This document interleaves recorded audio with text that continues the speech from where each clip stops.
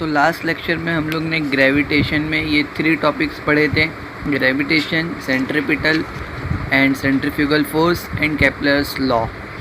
अब इसके बाद हम लोग ग्रेविटेशन का लेक्चर नंबर 2 पढ़ेंगे। अब सेकेंड लेक्चर में हम लोग Newton's universal law of gravitation, mass and weight and escape velocity, ये 3 सब टॉपिक्स कवर करेंगे। तो स्टार्ट करते हैं। हमारा फर्स्ट टॉपिक है Newton's universal law of gravitation. तो यहाँ पे जैसे कि डेफिनेशन लिखी हुई है, according to theory every object in the universe attract every other object with definite force. This force is directly proportional to product of masses of the two objects and is inversely proportional to square of the distance between them. For example यहाँ पे हम लोग 2 object select कर लेते हैं। ये है object O1 और ये है ऑब्जेक्ट O2। अब ये दोनों ऑब्जेक्ट के बीच में ये डिस्टेंस है, तो ये थियरी क्या कहती है कि ये दोनों ऑब्जेक्ट एक दूसरे को अट्रैक्ट करेंगे एक डेफिनाइट फोर्स से, है ना, एक डेफिनाइट फोर्स से अट्रैक्ट करेंगे। तो ये जो फोर्स से अट्रैक्ट करते हैं वो फोर्स किसके बराबर है? Is directly proportional to masses of the 2 object. For example अगर ये ऑब्जेक्ट का हम लोग मास m1 ले लेते हैं, m1, और ये ऑब्जेक्ट का मास अगर हम लोग m2 ले लेते हैं, तो ये दोनों के मासेस के प्रोडक्ट के डायरेक्टली वो प्रोपोर्शनल होगी और इनवर्सली प्रोपोर्शनल होगी। मासेस ऑफ द 2 ऑब्जेक्ट के डायरेक्टली प्रोपोर्शनल होगी और वो इनवर्सली प्रोपोर्शनल होगी square of the distance between them. अब उनके देखो यहाँ पे उनके बीच का स्क्वायर, इनके बीच का डिस्टेंस है, इसको हम लोग r ले लेंगे, तो उसके स्क्वायर के इनवर्सली प्रोपोर्शनल होती है।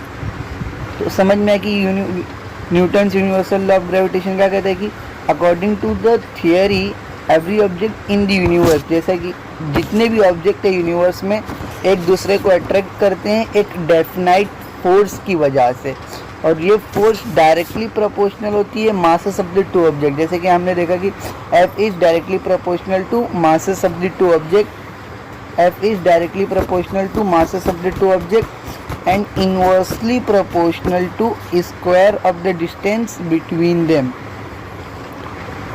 And F is directly proportional to masses of the 2 objects m1 into m2 and inversely proportional to square of the distance between them.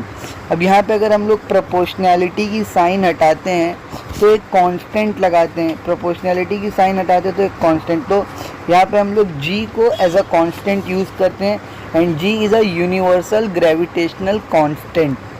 तो समझ में आ गया Newton's universal law of gravitation. अब हम लोग हमारा सेकेंड टॉपिक स्टार्ट करते हैं, मास एंड वेट।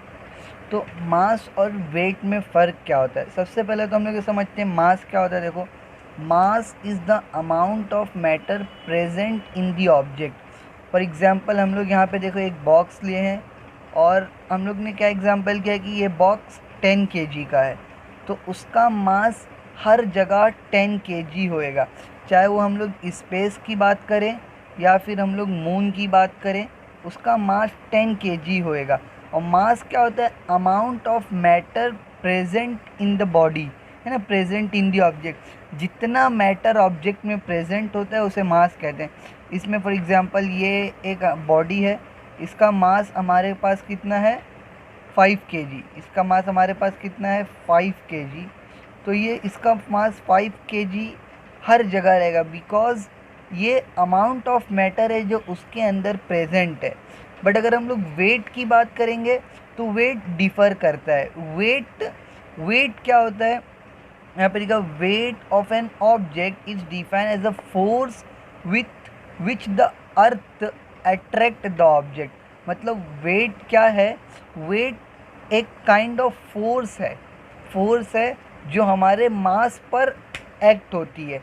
वेट का जैसा कि हमारे पास देखो यहाँ पे दिया है कि वेट अगर हम लोग इसको करते हैं अर्थ पर तो मास 98 न्यूटन आया है। वेट अगर हम लोग 10 kg वाले ऑब्जेक्ट को करेंगे मून पे तो 16 न्यूटन है। और 10 kg वाले ऑब्जेक्ट को वेट अगर हम लोग स्पेस में करेंगे तो 0 न्यूटन है। तो वेट का फॉर्मूला क्या होता है? वेट का फॉर्मूला होता है हमारे पास W = F × G। F मतलब कितनी फोर्स लग रही है, एंड G इज़ द, एक मिनट, वेट निकालने का हमारे पास फॉर्मूला क्या है? वेट निकालने का फॉर्मूला है W = mg। m is the mass of the object and g is the acceleration due to gravity on the earth. तो अगर हम लोग अर्थ पर वेट निकालेंगे तो हम लोग ये फॉर्मूला यूज़ करेंगे। हम लोग मून पर वेट निकालेंगे तो g हम लोग किसका यूज़ करेंगे? मून का यूज़ करेंगे। तो मास क्या होता है? अमाउंट ऑफ मैटर जो प्रेजेंट होता है एक ऑब्जेक्ट में। और वेट क्या होता है? वेट फोर्स होती है जो उस ऑब्जेक्ट पे लगती है। ठीक है, तो ये हमारा सेकंड टॉपिक था। अब हम लोग अपने थर्ड टॉपिक की तरफ बढ़ते हैं। अब हमारा थर्ड टॉपिक है एस्केप वेलोसिटी। तो एस्केप वेलोसिटी समझने के लिए सबसे पहला हम लोग यहाँ पे एक एग्जांपल लेते हैं। फॉर एग्जांपल ये अर्थ है, ये क्या है? ये हमारा अर्थ है, और यहाँ पर एक ऑब्जेक्ट रखा हुआ है। फॉर एग्जांपल यहाँ पे एक रॉकेट रखा हुआ है। अब हमने रॉकेट को क्या किया? प्रोजेक्ट किया। रॉकेट को हम लोग रॉकेट को एट 5 km/s ये स्पीड पर हम लोग ने रॉकेट को क्या किया? प्रोजेक्ट किया। तो जिस स्पीड पर रॉकेट अर्थ की ग्रेविटेशनल फील्ड, ये यहाँ तक अर्थ की ग्रेविटेशनल फील्ड है यहाँ तक, तो ये जिस स्पीड पर अर्थ ग्रेविटेशनल फील्ड को क्या कर लेगा? क्रॉस कर लेगा, वहाँ से निकल जाएगा। तो इस वेलोसिटी को हम लोग क्या कहेंगे? एस्केप वेलोसिटी कहेंगे। जब कोई भी ऑब्जेक्ट अर्थ की ग्रेविटेशनल फील्ड से क्या हो जाए? एस्केप हो जाए, तो वो जिस वेलोसिटी पर एस्केप होगा उस वेलोसिटी को हम लोग एस्केप वेलोसिटी कहेंगे। यहाँ पर हमारे पास डेफिनेशन है कि the minimum velocity at which the body is projected from the earth gravitational field such that it escapes out from earth gravitational field is called escape velocity। इसका मतलब क्या हुआ कि वो कम से कम वेलोसिटी जिस पर बॉडी को प्रोजेक्ट किया जाए from the earth gravitational field, earth की ग्रेविटेशनल फील्ड से या अर्थ से, या फिर हम लोग कह सकते हैं कि अर्थ से, सच दैट, इस तरह की it escapes out from earth gravitational field, इस तरह की वो अर्थ ग्रेविटेशनल फील्ड से क्या हो जाए?